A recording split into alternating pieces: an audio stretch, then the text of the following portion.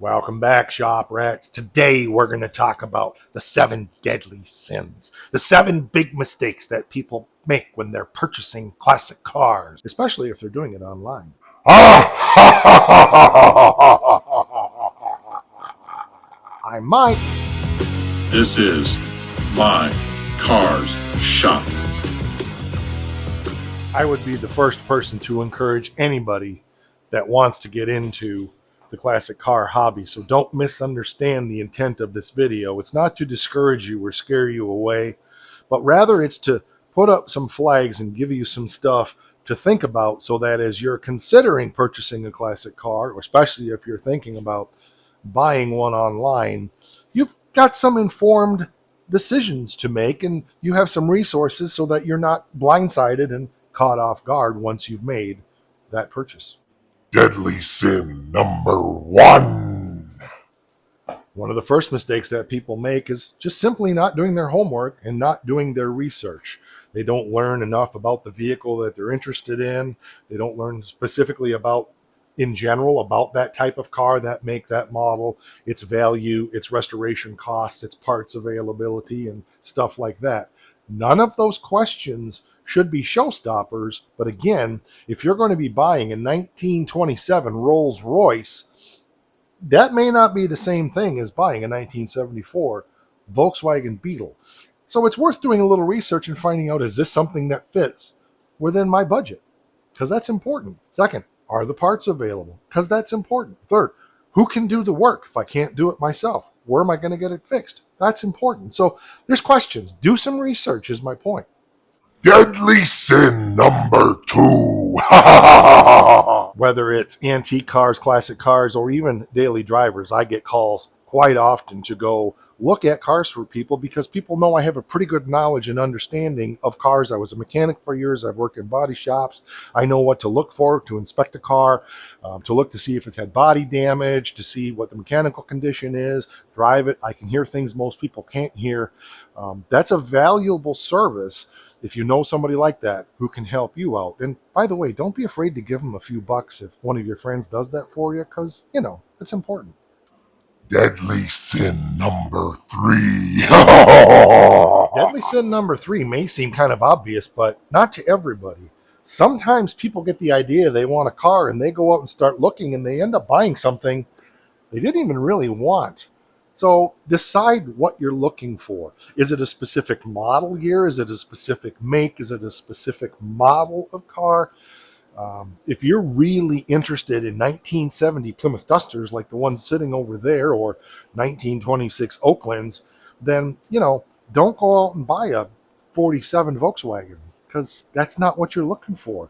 Sometimes we get the idea that I want something and I'm just going to look for anything I can find, and you end up spending a lot of money and time and effort on something that you end up really not even liking. And so make sure that you know what you're looking for. Now, I would say have some fairly wide parameters. I'd like a Dodge Dart anywhere between 1970 and, well, I don't care for the 74, 75, 76 model year. So I really like the 70, 71s, but I'd be okay with a, 73 or 74. I don't like the bumpers on. So you see, now I got a window because I really like Dodge Darts.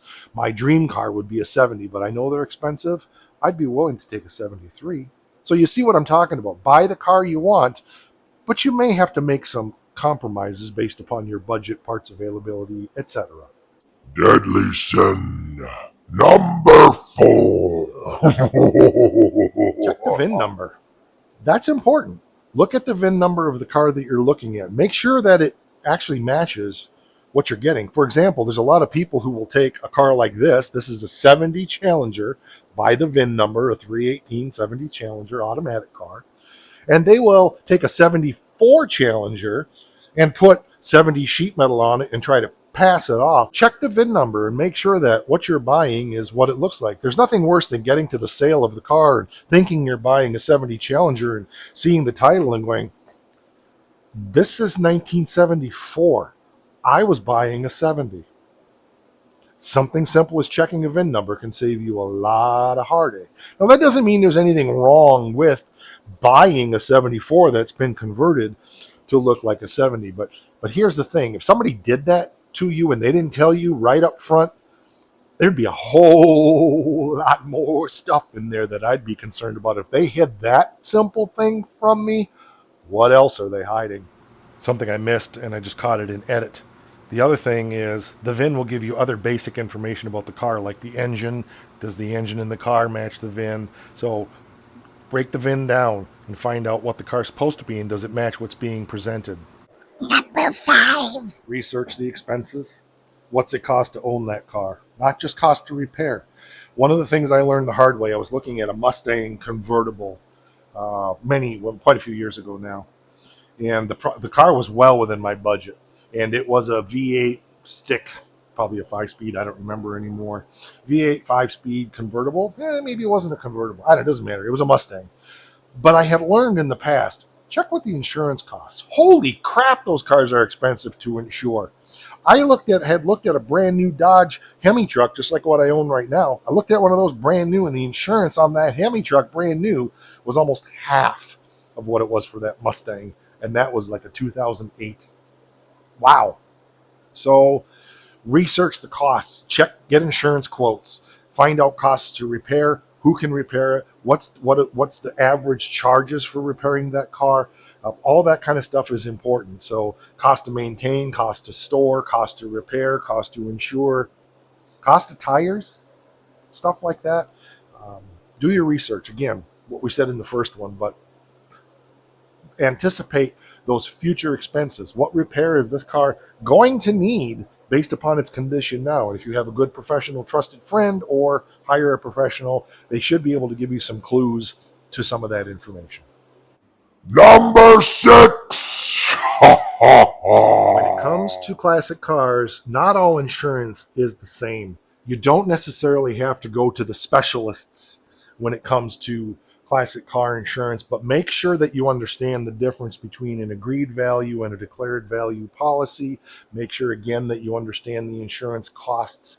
Also look at the track record of the company on how they pay out for damage and loss of classic cars. Do some research, see how they're rated, find out from other people, do the online research, find out who are trusted companies and who's going to give you the straight scoop. And by all means, don't ever buy a declared value policy for a classic car. If you walk in and say, I just bought this Challenger and I want to put $30,000 worth of insurance on it, and they go, okay, and you walk out with an insurance policy, you did not get an agreed value policy. You got a declared value policy. Let me say that again. You do not want a declared value policy. You want an agreed value policy, which means that you and the insurance company agree that this is the value of the car and it's been proven by comparables that either you have found or they have found, or both, or the car has been valued by an appraiser.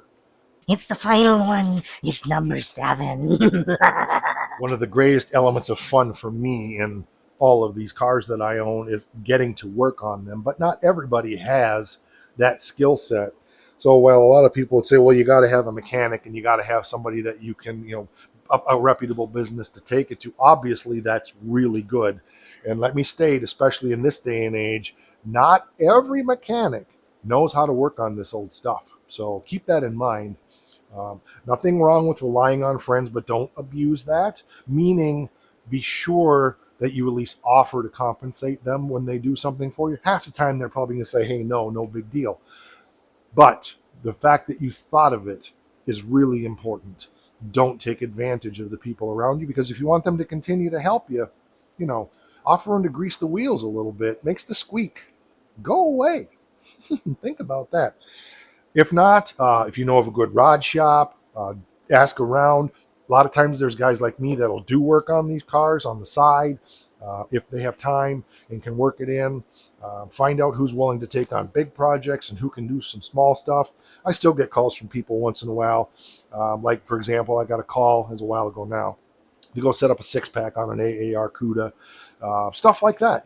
I still get calls once in a while to look at stuff like that. And just know who's available in your area and who's willing to help, and have that information up front. And even before you buy the car, say, hey, I'm thinking about picking up that 57 Chevy. Is that something you'd be willing to help me out with once in a while? I'd be happy to throw some cash your direction. If you're not willing to, do you know a shop around that I might be able to take it to get stuff done? Simple questions like that can make your life a whole lot easier before you fork over the big pile of cabbage for that classic or antique car that you're interested in. Probably the same rules apply to buying a vintage snowblower, too. I appreciate you being here. This is a fun one. I like doing off the wall stuff like this once in a while. And when I saw another thing online that mentioned the 7 mistakes people make, I thought, oh man, the 7 deadly sins of an automotive purchase. So there you go. I appreciate it. Thanks for being here. Drop your comments down there, your questions, your criticism, whatever you want to put down there. If it's really bad, I'll delete it. But otherwise, I appreciate constructive criticism, and I always appreciate your comments. Thanks for watching. We'll catch you on the next one. Rah!